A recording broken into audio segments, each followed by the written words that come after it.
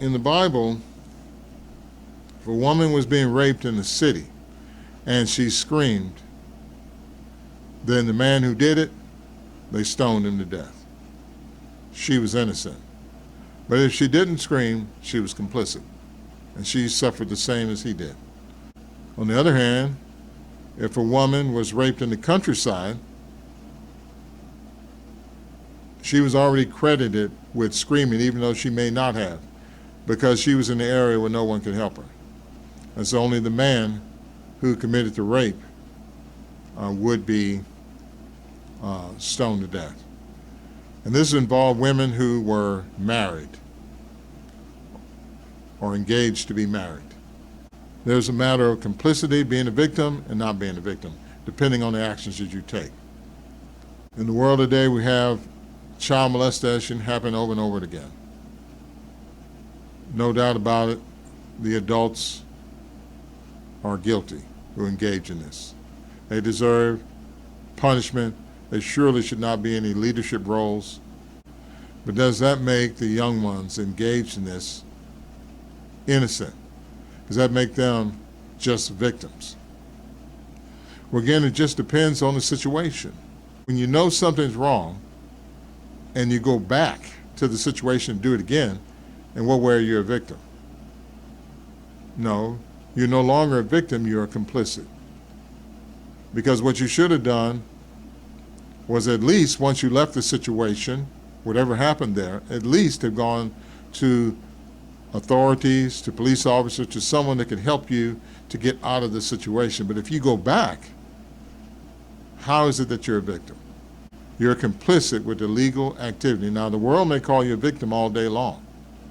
The same world that when it comes to people of color, when they're 14, 15, and 16 years old, they treat them like adults. But when it comes to their young white kids, they're victims. And yet those young white kids, it's an insult to say they don't know something about right and wrong. And they know that they're engaging in wrong activity. And once you understand that's illegal activity that you're engaged in, activity is wrong, which they should know. They're not supposed to be engaging in a sexual relationship with someone of a certain age, and they're a minor.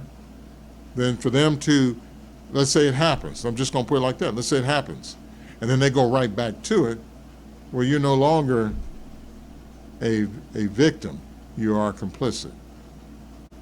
Now, if there is a level, a point in time when the child is so young, I mean, they're nothing but a victim. But there's a point in time when even a teenager knows something is wrong.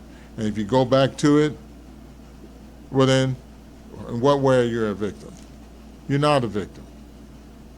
If this molestation happens, the number one thing you don't want to do is go back and get involved with it again. Don't be complicit. Go right to the authorities, tell them what's going on, get this thing stopped. They probably wouldn't have this Jeffrey Epstein thing if those young ones would have said, no, I'm going to go tell right away. I'm going to go and tell on this. It's like when they talk about fentanyl and drug abuse, and they say, well, we got to do something about these drug dealers and things like that. They're the reason why our children are taking these illegal drugs. Well, yeah, they got their part to play in it. But it is your young people that's putting those drugs in their mouth.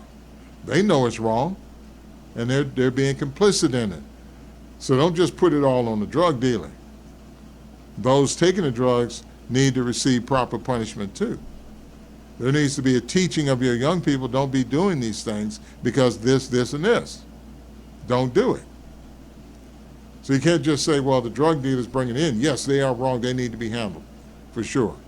But when you have a conversation and you're just putting it all on the drug dealer, that's a flawed conversation. You've got to be able to understand the concepts that it's not just the person that's proposing it, is also the one that's accepting it. That's the problem. In verse 14 of Ezekiel 33, it says, again, when I say to the wicked, you shall surely die, if he turns from his sin and does what is lawful and right, if the wicked restores the pledge, gives back what he has stolen, and walks in the statutes of life without committing iniquity, he shall surely live. He shall not die. None of his sins which he has committed shall be remembered against him. He has done what is lawful and right. He shall surely live. This is how God views things. Yes, young person, you made a mistake getting involved with this and getting involved with that. But you always, in God's sight, can turn it all around. You can turn it all around. Just start doing what's right. And as far as God's concerned, he put all that away. So even though you might have been complicit, you went back to the child molesting situation when you knew it was wrong, you still can turn your situation around. And even those adults that engaged in that, they too can turn their situation around by stop doing those things and doing what is right.